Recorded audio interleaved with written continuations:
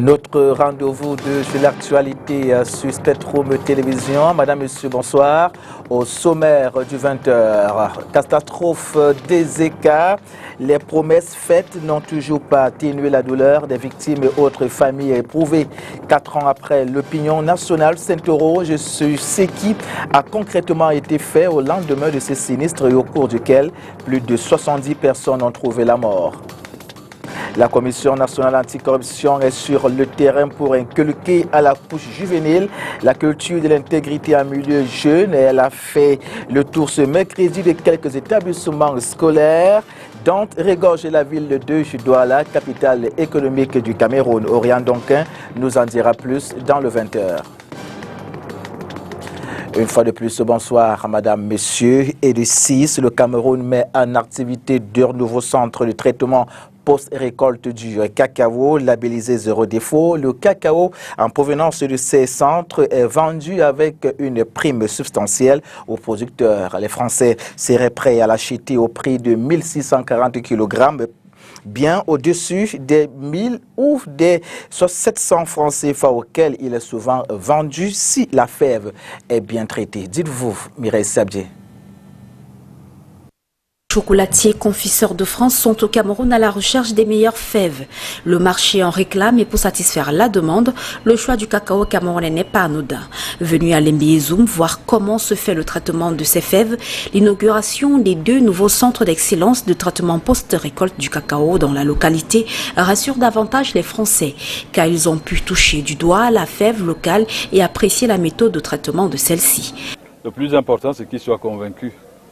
Et j'ai la conviction, effectivement, qu'ils ont été convaincus, à savoir que le Cameroun fait un cacao d'excellente qualité et que le cacao du Cameroun donc mérite d'être référencé au panthéon des meilleures qualités qui puissent exister sur le marché international. Comme ceux des autres régions, ces centres d'excellence de traitement post-récolte du cacao sont des structures dotées d'équipements de fermentation, de séchage et de stockage spécifiques auxquels il faut ajouter un itinéraire de contrôle strict de la qualité des fèves qui permet au final d'obtenir du cacao zéro défaut.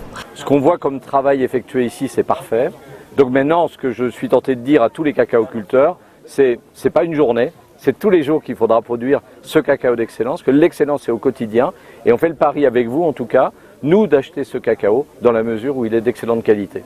Le Cameroun porte ainsi à 6 le nombre d'infrastructures de ce type mises en place dans le pays par le Conseil interprofessionnel du cacao et du café. Ce qui est là, c'est un développement, je peux dire, exceptionnel, parce que depuis que le Cameroun existe, on n'a jamais entendu parler de centre d'excellence. Avec un marché du cacao très exigeant et une compétitivité accrue, le ministre du Commerce invite tous les acteurs de la chaîne à densifier les efforts, car un cacao bien traité peut faire la différence.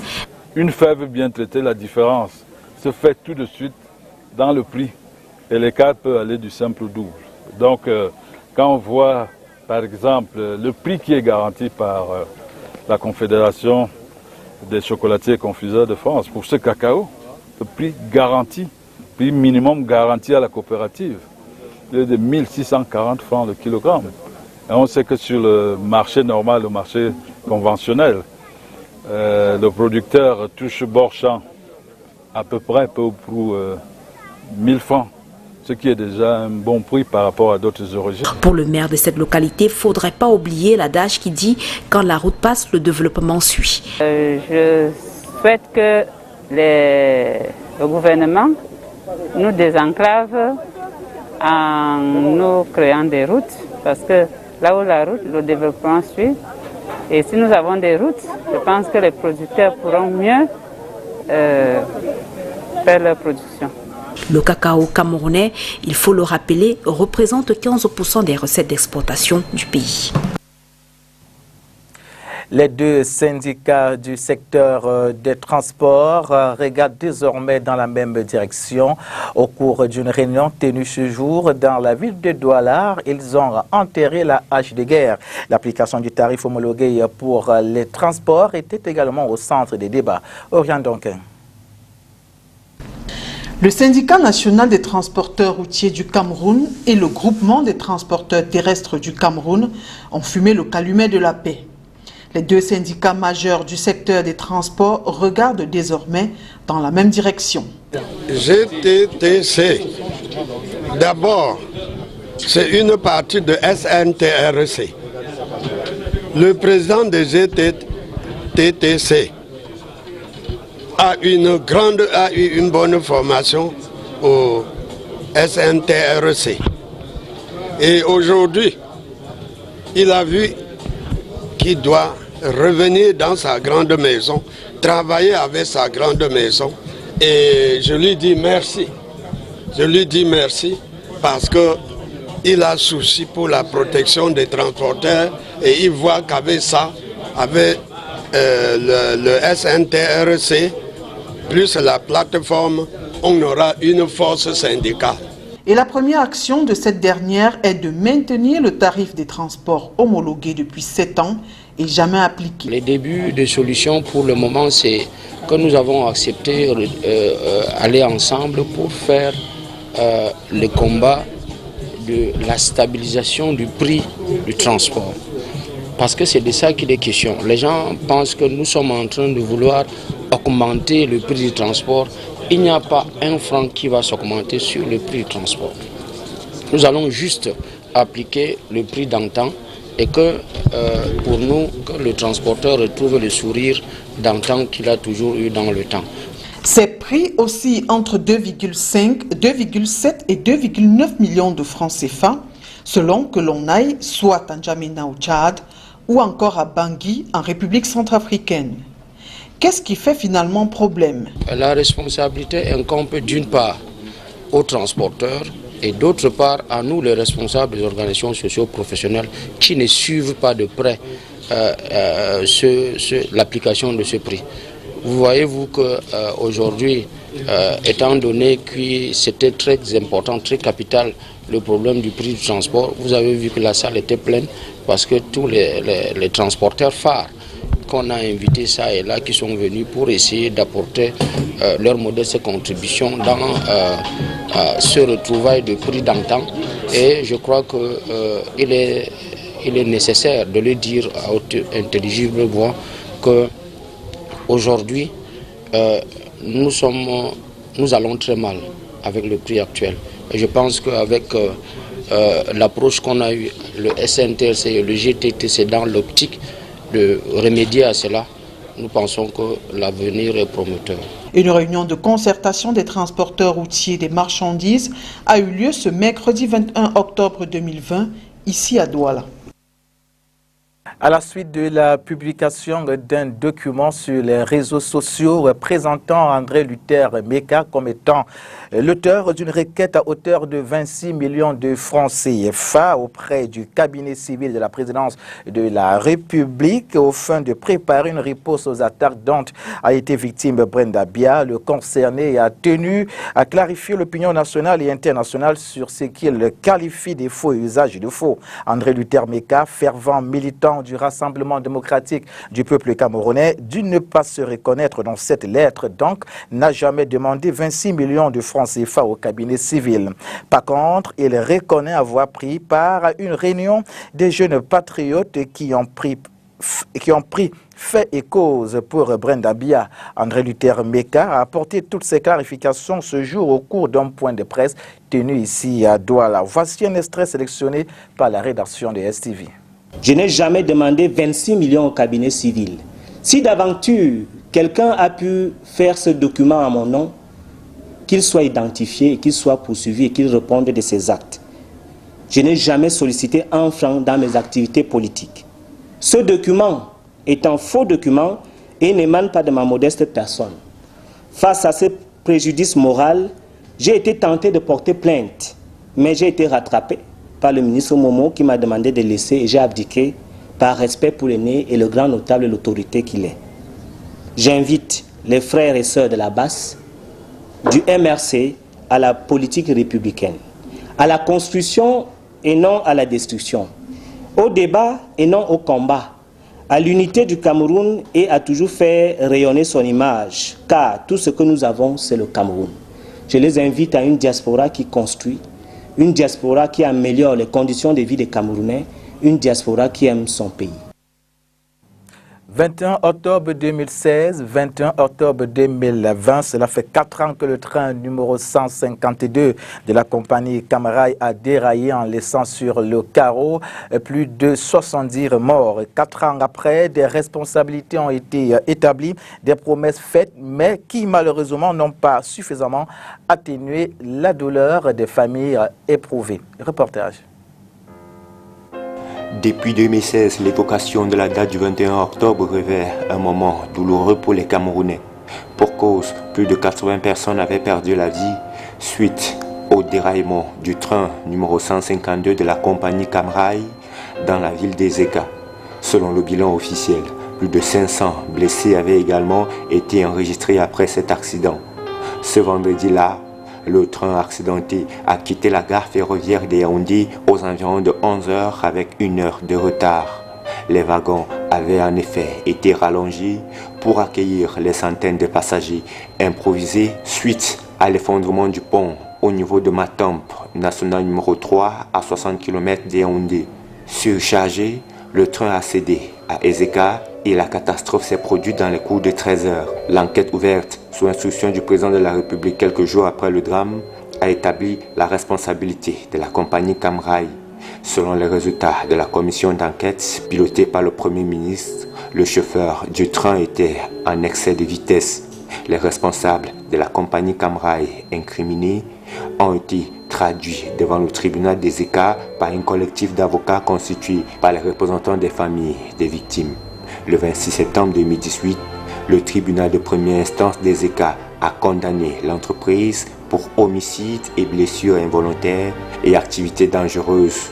Dans la foulée, le chef de l'État a pris un train de mesures afin de réparer ce qui pouvait l'être, notamment la construction d'un monument en l'honneur des victimes, le déblocage d'une somme d'1 milliard de francs CFA pour assister les victimes ainsi que leurs familles. Si la stèle d'honneur est pour l'heure inachevée et abandonnée dans la broussaille, la répartition de l'enveloppe d'1 milliard débloquée s'est déroulée sous fond de frustration, due aux multiples formalités administratives et au montant jugé ridicule par les bénéficiaires, qui d'ailleurs gardent en mémoire les séquelles de cet accident ayant décimé des familles tout entières. Promotion de l'intégrité en milieu jeune. Tel est l'objectif de la caravane de la Commission nationale de corruption déployée sur l'étendue du territoire national. Ces équipes ont fait le tour de quelques établissements scolaires dans Régorge et la ville de Douala. Oriane Donquin. L'éducation fait partie des 10 secteurs dans lesquels se déploie la stratégie de lutte contre la corruption au Cameroun. Et aujourd'hui, nous sommes sur le terrain pour poser des actions dans le secteur éducatif qui a été choisi cette année pour renforcer la lutte. Renforcer la lutte par la création de clubs d'intégrité au sein des établissements scolaires, notamment l'éducation de base, les enseignements secondaires, la formation professionnelle et le supérieur. Mis en route depuis 2017, le club d'intégrité, comme son nom l'indique, vise à faire des jeunes des hommes intègres. La jeunesse, faut faire de lance de la nation. C'est sur cette jeunesse-là que le Cameroun compte pour l'avenir. Parce que si nous ne protégeons pas la jeunesse de la corruption, l'avenir de ce Cameroun ne serait pas certain en matière de lutte contre la corruption.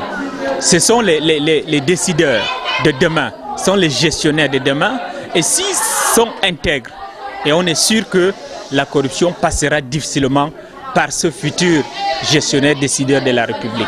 Ces clubs d'éthique ou d'intégrité, une fois créés et animés par les élèves, la Commission nationale de lutte contre la corruption assure le suivi et l'accompagnement technique afin que le message atteigne sa cible. Il y a des établissements où des clubs éthiques existent déjà. Maintenant, à ce moment, il faut seulement les renforcer. Et dans le secteur de l'enseignement secondaire, ils ont ce qu'ils appellent le Clean School et qui promeut des actions qui vont aussi dans le sens de la lutte contre la corruption. Et dans la région du littoral, ils sont un peu avancés par rapport à cela, à juger par les échanges que nous avons reçus avec le délégué régional. Pas moins de 6 établissements scolaires de la ville de Douala ont été visités ce 21 octobre 2020. Selon les responsables de la CONAC, corps enseignants et élèves sont réceptifs au programme. Lutte contre le coronavirus, la pandémie mortelle et mortifère, des spécialistes internationaux sont depuis ce matin en concertation sur les moyens de réformer le système de santé aux défaillances observées. Sur les principales réformes apportées, je vous propose un résumé du docteur Albert Nzé. Il est panéliste et expert en la matière. Voyez-vous, la pandémie est venue nous relever, est venue nous démontrer que nos systèmes de santé avaient toute une autre différence avec les autres systèmes de santé dans le monde. Et puis notre environnement en quelque sorte est tout à fait différent des autres environnements. Nous avons une riposte africaine qui est sensiblement un copier-coller des autres ripostes, alors que l'Afrique justement a cette spécificité, cette capacité de pouvoir bâtir quelque chose d'assez original concernant, c'est-à-dire adapté justement à son environnement socio-économique. Donc, et à ce point qui voudrait que nous puissions donc réfléchir sur les systèmes de santé purement africains et puis également donner plus de poids à la recherche africaine, à la recherche scientifique africaine, parce que nous avons également vu lors de la pandémie que beaucoup plus de réflexions sont venues de l'Occident et puis nous n'avons pas véritablement apporté une solution et les quelques solutions qui ont voulu être apportées ont été combattues par l'Afrique elle-même. Donc il y a ce pan qui voudrait que les réflexions soient purement africaines également et adaptées, contextualisées dans l'Afrique en général. Et puis le dernier point, celui de la médecine traditionnelle qui également a démontré en quelque sorte qu'il y avait une solution qui pouvait venir de là. Et lorsque nous regardons comment les choses se sont passées en Afrique avec cette médecine traditionnelle qui a travaillé dur pour que nous puissions avoir quelques solutions, je crois aujourd'hui qu'il est plus qu'important que dans l'après-Covid, que nous puissions donc réfléchir sur la véritable intégration de cette médecine traditionnelle dans le cadre de la construction de nos systèmes de santé. 2 jours après l'ouverture des travaux sur l'apport de la médecine traditionnelle dans la lutte contre le coronavirus, les médecins traditionnalistes recommandent un meilleur appui pour leurs recherches scientifiques. C'est du moins l'une des recommandations formulées au terme du séminaire qui s'est achevé ce jour dans la capitale politique du Cameroun. Je vous propose le résumé dans cet extrait sélectionné par Olivier Bouzike. On est tombé sur un consensus où tout le monde s'est rendu compte que nous devons en effet mettre sur le marché au moins 100 médicaments traditionnels améliorés d'ici 5 ans, que nous devons tous ensemble protéger nos frontières avec nos antidotes et que nous devons nous équiper avec un matériel de pointe pour pouvoir détecter tout ce qui est comme catastrophe, agents qui véhiculent les catastrophes, que nous puissions détecter ça dans nos frontières et que nous puissions aussi, à l'échelle nationale, ne pas seulement récolter nos écorces, mais que nous puissions planter au moins 1 million d'arbres médicinaux ou fruitiers d'ici 5 ans. Donc en fait, tout le monde est d'accord qu'il nous faut allier la médecine conventionnelle et la médecine traditionnelle pour que l'Afrique puisse avoir, je veux dire, son indépendance au niveau de la santé, au niveau du médicament. Donc il est question que l'Africain puisse améliorer son bien-être avec ses produits locaux. Le gouvernement nous a dit, les ministères qui étaient représentés, que ce soit le ministère de la Santé, le MINRESI, le MINFOF, et il y avait aussi le MINFI, il y avait le MINAT, et il y avait la communauté urbaine. Donc tous, et j'en passe, il y en avait d'autres, tous sont disposés, ils ont déclaré vouloir nous accompagner, parce que aussi ce sont des Camerounais. Voilà, ils ont trouvé que l'initiative était bonne. Et ils ont salué le fait d'avoir appelé plusieurs administrations et que nous puissions travailler ensemble parce qu'ils ne demandent que ça, ils ne demandent qu'à recevoir les propositions venant de la société civile aussi. Donc ils sont disposés à nous accompagner. Maintenant, il reste à savoir comment nous tous nous allons mettre ça en œuvre.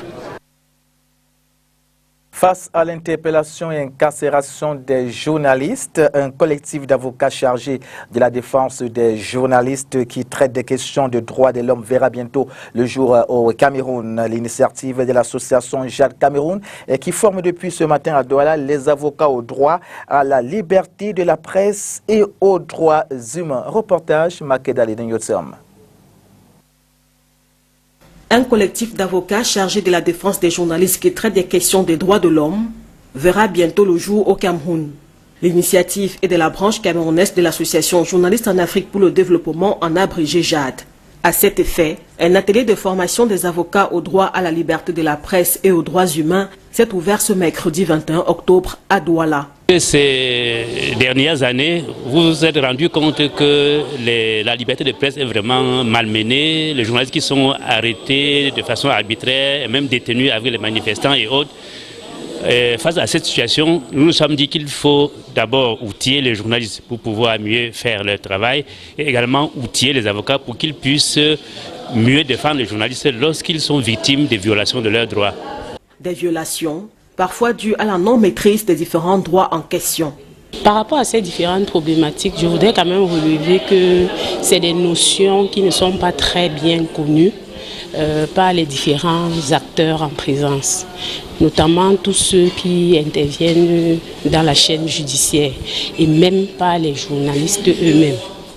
Voilà, donc cet atelier est une occasion en or pour pouvoir revisiter en quelque sorte ce qu'est la liberté de presse, la liberté d'expression, de fixer le cadre juridique de ces différentes notions, de parler des limites, de parler également des garanties qu'offre le législateur camerounais pour le respect de la liberté de la presse. Par rapport à la notion de droits humains également, c'est une notion assez vaste qui renvoie, je ne sais pas, à plusieurs... Le contenu est également pas très bien connu, mais c'est un ensemble de droits inhérents à la personne humaine, de droits indivisibles, universels. Les journalistes qui sont orientés vers les droits humains sont souvent interpellés, incarcérés et passent souvent devant les juridictions. À l'issue de cet atelier de 2 jours, les avocats formés sont appelés à défendre les droits des journalistes en cas d'abus. À la fin de ce séminaire, les avocats qui auront été outillés sur la liberté de presse et sur les droits humains vont se constituer en un collectif chargé de la défense des journalistes qui traitent des questions des droits de l'homme. Comme ça, désormais, si ces journalistes ont des problèmes, qu'ils puissent avoir l'appui de ces avocats déjà outillés. Après les journalistes la semaine dernière, cette formation des avocats au droit à la liberté de la presse et aux droits humains constitue la deuxième phase du projet baptisé Presse libre pour promouvoir les droits humains. Un projet de JAD soutenu par l'Union européenne qui va durer 3 ans et demi. À présent, le round-up de l'actualité africaine avec nos partenaires de la Voix de l'Amérique. L'attaque de manifestants mardi soir à Lagos par des hommes armés n'a fait aucun mort, a assuré le gouverneur de l'État Babajide Sanwo-Olu, avant de reconnaître qu'une personne est morte lors de cette attaque. Amnesty International parle de plusieurs victimes. Un juge du mécanisme pour les tribunaux pénaux internationaux a ordonné le transfert à La Haye de Félicien Kabuga, financier présumé du génocide au Rwanda en 1994, actuellement détenu en France et qui devrait être jugé à Arusha en Tanzanie. L'ancien président burundais Pierre Buyoya a rejeté sa condamnation par contumace au Burundi à la prison à perpétuité pour l'assassinat de son prédécesseur Melchior Ndadaye en 1993. Il évoque un simulacre de procès. L'envoyé spécial de l'ONU pour la Libye, Stephanie Williams, dit être assez optimiste sur la possibilité d'un cessez-le-feu durable après 2 jours de négociations en face à face à Genève entre les parties en conflit. Prochain rendez-vous de l'information sur Spectrum et Télévision, c'est demain lorsqu'il sera 20h. Mais déjà, Oni Ladonnette vous donne rendez-vous demain à 8h pour des informations fraîches. Restez fidèles, mesdames, messieurs. Bonsoir à tous et à tous.